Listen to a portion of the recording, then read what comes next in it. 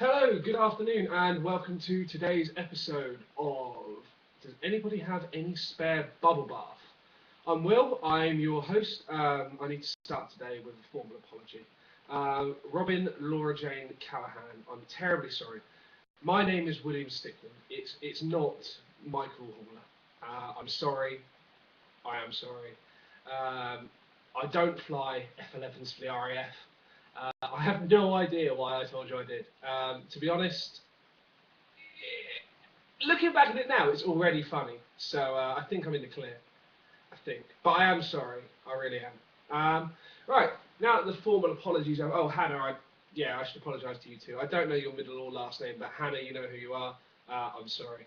So, cracking on with business. We have 2 subscribers, everyone. 5 viewers, 2 subscribers. How good is that?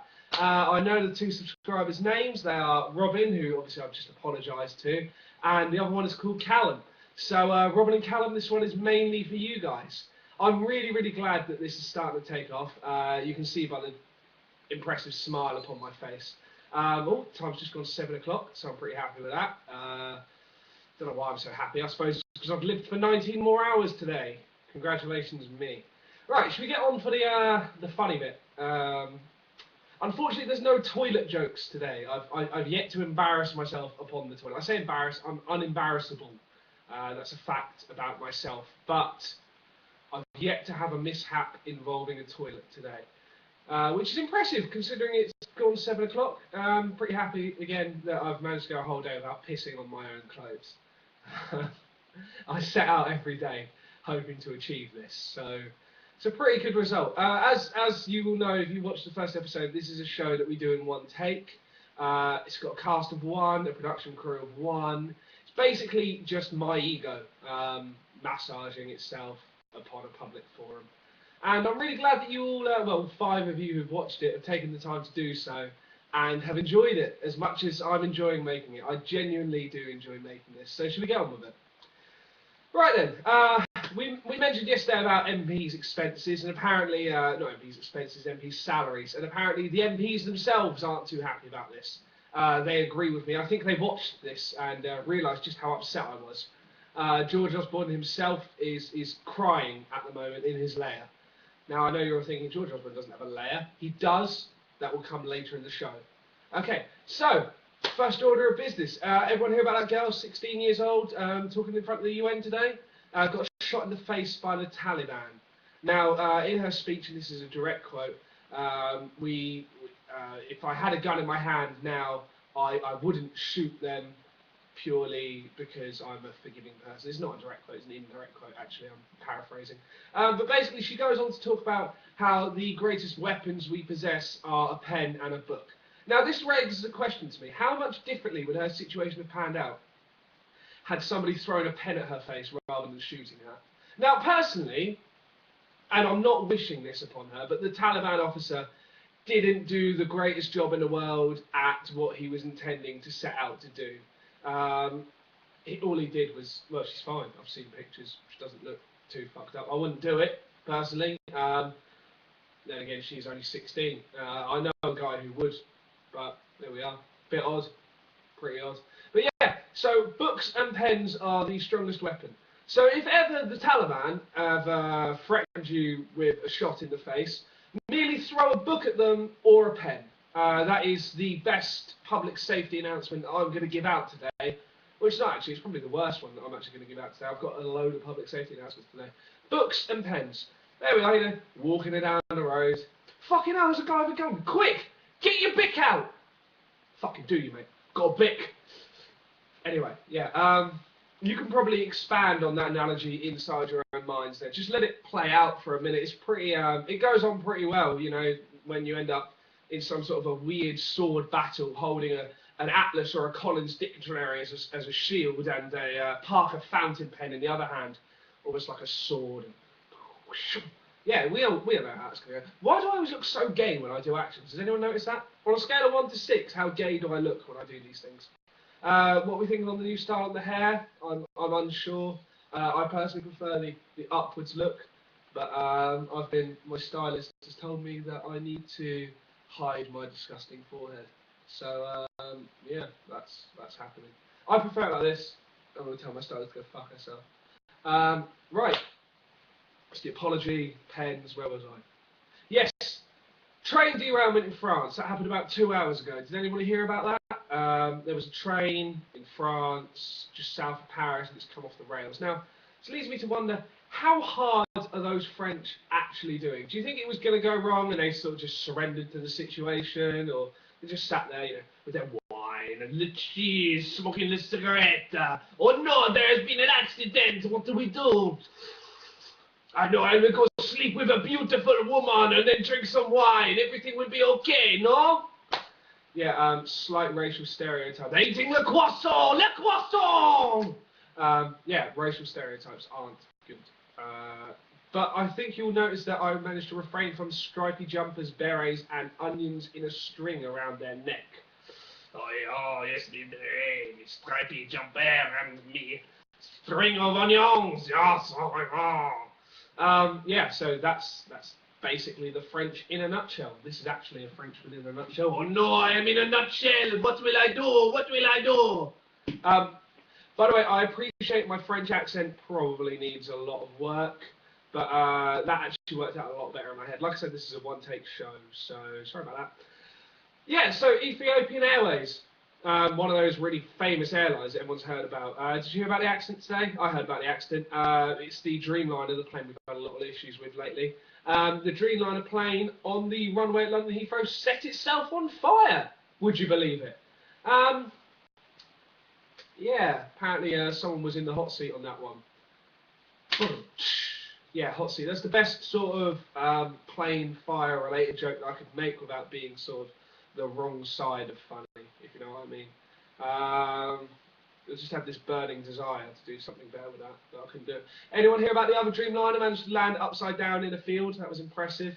Now, the use of wording on that was interesting to me. It landed upside down in the field. It didn't crash upside down in the field. It didn't crash land. It landed, which makes it sound almost intentional. Almost like the captain sitting there. I'm assuming he's French now because I want to do the French accent a bit more. I need to practice it. So he sat there and he's at le cockpit with le choc, le joystick. And he's flying along and he's in a fighter pilot. That's why he's got a single hand rather than a double-ended steer wheel. And yes, but he's actually got one wheel. So he's flying along and he looks around the cabin and he sees nothing. Nothing to tell him to land the plane the right way up. There's no right way up, sticker. So what does he do? He lands it upside down to teach them a lesson. No, a lesson. Anyway, so yes, landed upside down. Everyone else doesn't have a leg to stand on, unless on your luggage you have a sticker that says this way up. Now, if that's the wrong way up, I would suggest suing that airline, and particularly the captain, because he definitely did that on purpose, because it was definitely a landing, not a crash landing. Alexander Litvinenko, everyone heard about him? Remember that? That was about, it was 2006, so it would have been 7 years ago now. Or was it 2005? 2005, it was 8 years ago. Russian former FSB was actually working, apparently, as an MI6 spy at the time. The family and a couple of people have asked for an inquiry rather than a public inquiry rather than an investigation, and it's been denied, which is odd to me because he was working to serve the country. It's been proven-ish that he was silenced by the Kremlin. So what I'm wondering is why, if the British government has nothing to lose on this, have they decided to prevent any sort of an inquiry? It's just a bit odd, really. You know, it's like when your girlfriend walks in and you quickly shut your browser down. If you've got nothing to hide, you don't do it. You know, she goes and looks at my browser history. There's nothing in my browser history. I say girlfriend, I haven't got one. She left me, bitch. But yeah, look at the browser history and there's nothing in there. That's even more suspicious than the midget porn that was originally on there. That's all I'm saying, you know. Personally, my new plan on that is just in private browsing, Control-Shift-N in Google Chrome. That way it doesn't actually record any history. And then what you should do is just like go on a load of websites like engagement rings, romantic trips for two, stuff like that. Just to keep her on her toes, make her think you found someone else. So that was, yeah, that was the other thing that I was thinking about. And another one of my thoughts today, what was that one? See, I've lost my train of thought already.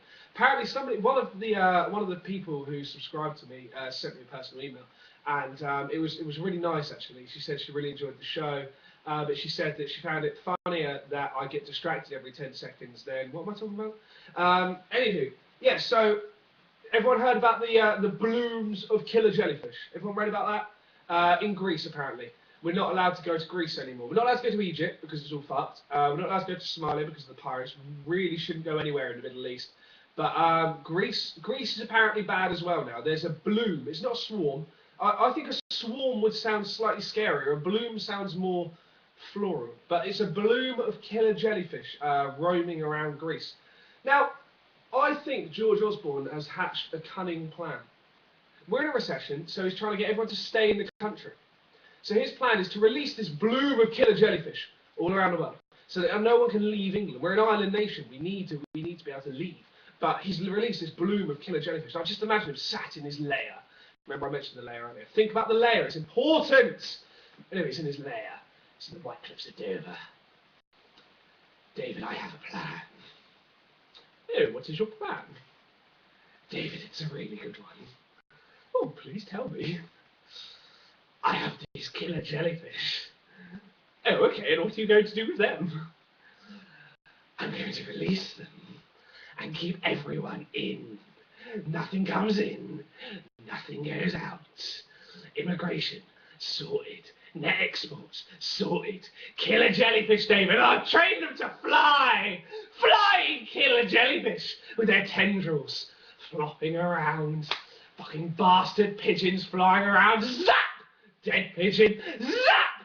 Dead Dreamliner. That's why you're burning on the runway in Heathrow, Dreamliner plane. My killer jellyfish! Yeah, so, George Osborne went mad. It was sad. It was a sad time to have to put up with. And it's been hard on not only him, but his entire family. And I think we need to take a moment just to accept that it's not gone well for him today. And yeah, you know, all of our hopes and dreams and thoughts are with George today. If you notice, I've not opted for a comedic-based T-shirt today. It's just a standard grey T-shirt, sort of polo. It brings out my vague tan. I'm just going to do that quickly so that people think I've got muscles. Yeah. So yeah. That's basically where I was going with that. There was some more stuff I did want to talk about, but I can't. Oh, yes! This is a good one, right? Fox, 20th Century Fox. Everyone heard of them? They did The Simpsons, they did Star Wars. Right, now 20th Century Fox have teamed up with the guy who did Rent. Do you remember Rent, the Broadway musical? They've teamed up with the intention of potentially making Star Wars the musical. Fox want to make a load of their big hit films into musicals. Can you imagine it? Can you imagine how good Star Wars the musical will be? Leia, you're my sister, but I love you. Luke, you're my brother, it's so weird. I'm Darth Vader, I'm your father. If I didn't have this mask, I'd grow a beard. Leia, I know it's weird, but I kissed you. I know it's weird, I hate you now. Look out, it's Yoda who's gonna kill you. No, he isn't, don't have a cow. Anyway, I sort of went a bit out of that. I did have something about Han Solo and Wookiees, but I've kind of lost my train of thought there again. Listen, it's been really fun to make this today. Making this is probably the highlight of my days, as well as broadcasting it and allowing you all to see it. Once again, I'm Will Stickland. Please, I am on Facebook, don't add me. Follow and subscribe. And don't forget, I still haven't seen any video responses to the Salt Shaker Challenge from last week. Well, I say last week, it was yesterday. So video responses to the Salt Shaker Challenge, please. Remember, only 1 in 3 people do that. And I need suggestions for the word of the day. I did want to say, 10 subscribers, I'm going to dress up in a fancy dress costume for whichever episode falls directly after I've reached 10. 50 subscribers, whilst I was on holiday in Ibiza, I got a tattoo on my arse. Now, if I get 50 subscribers, you can all see that tattoo. Live, well, not live, but recorded on YouTube. So, 50 subscribers, 10 subscribers. Please, if you enjoy this, tell your friends, tell them to tell their friends. Somebody somewhere might enjoy it, subscribe, and get them to pass it on. We really do want to keep picking this up. I say we, I'm talking, of course, to Luke and Leia there. But, yeah, we do really want to pick things up here. So, oh, another thing, we may have a special guest coming fairly soon, which would be really good. So this was season 1, episode 2 of Does Anybody Have Any Spare Bubble Bath? Thank you again to Robin and Callum for subscribing. Big love to both of you. Promotional t-shirts are on the way to one of you. Yeah, I only do boys t-shirts. However, I will, if you request it, sing you a love song of your choice at the start of the next episode, which will be tomorrow, should you ask for it. So yeah, that's it. I'm Will. Also, if anyone called Badass is out there and wants to get in touch, just let me know. You know, pretty happy. Yeah, all my love, and I'll catch you guys tomorrow. So don't forget to comment and vote and let me know what you think. Cheers, guys. See you later. Bye.